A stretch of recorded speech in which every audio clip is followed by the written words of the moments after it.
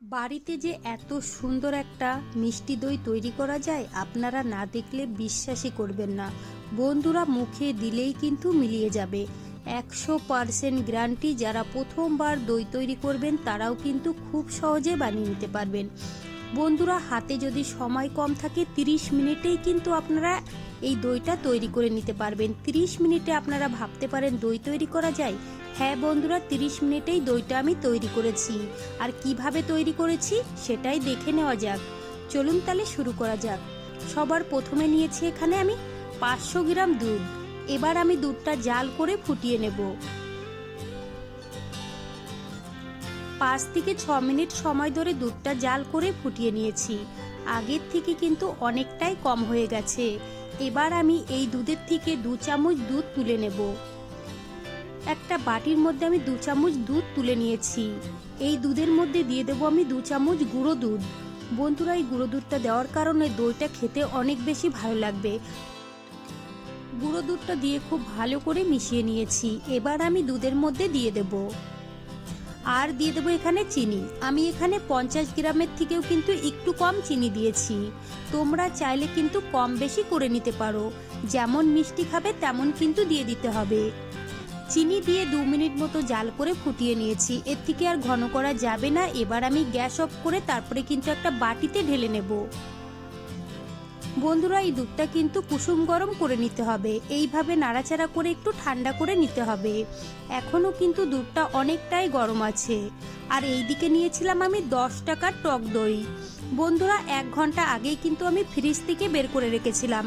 Extra যে জল আছে ওটা কিন্তু বেরিয়ে গেছে। এবার আমি দইটা খুব ভালো করে মিশিয়ে নেব।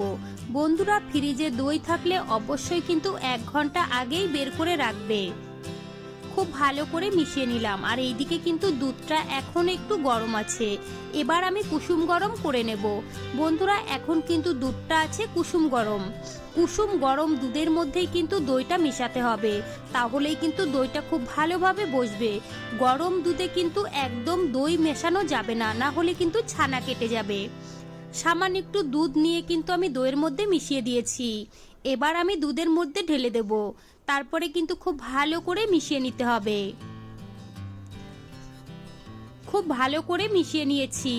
আর এইদিকে নিয়েছি একটা মাটির হাঁড়ি।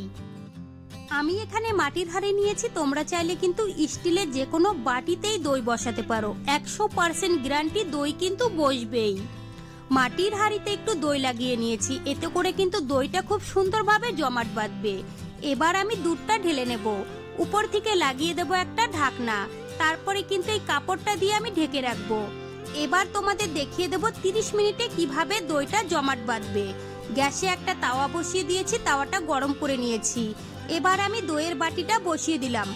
একদম কম গ্যাসে ঢেকে রাখবো 30 মিনিট। 30 মিনিটেই কিন্তু দইটা খুব সুন্দরভাবে বসবে।